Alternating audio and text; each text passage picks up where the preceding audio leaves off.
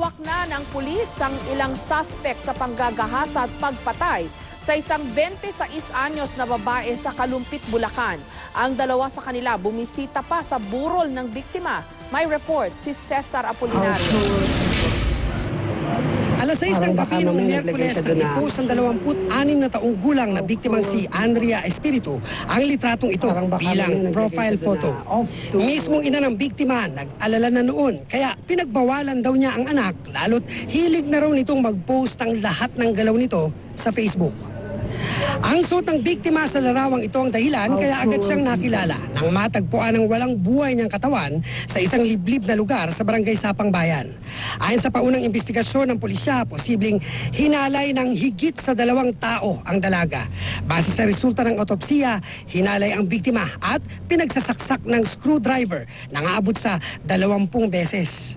Yung pinadala ko kasi lalo kagabi nakita ko napakaraming tao dito. Sabi nakita ko mga nagmamalasakit sa amin. Anak ko yan. Yung sala rin, magpakita siya sa akin. Wala siyang maririnig sa akin. Hindi ko siya sinusumpa. Ang Diyos, ang kaaway niya. Maniwala kayo sa akin. Ipakita niyo sa akin harap-harapan. Ayan po, i-camera ninyo na malaman ng tao. Ayan. Kagagaling ko lang po, di ko alam patay ang anak ko. Ayan o, na makamera, makita ng mundo kung sino ako.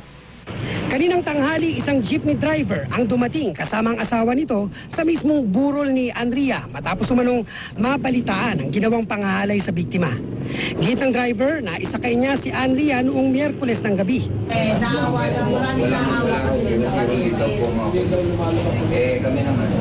Dito pala sumakay, bumaba na pala ng pagbag, tapos tumawid Facebook lang, bumalik po sa kabilang ng tricycle. Matapos ang 30 minuto, nagpaalam ang dalawa.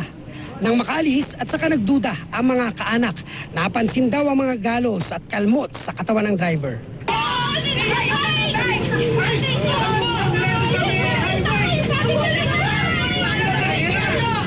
Bandang alas 3 ng hapon, bumalik ang mag-asawa sa burol pero dinala ng pulisya. Mismong hepe pa ang nagpahubad sa damit nito at nakita ang mga kalmot sa kanyang katawan. Pero gitang driver na nakilalang si Elmer Hoson, 45 taong gulang, nagkasugat siya dahil nag-away silang mag-asawa.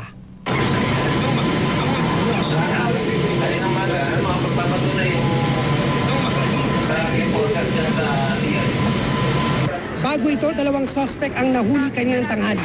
Sa ilalim din sila sa interogasyon. Medyo may contradiction kasi dun sa mga statement ng ibang witness din natin na lalo na yung kaibigan ni Andrea. Hiling ng pamilya na makamit ni Andrea ang hustisya.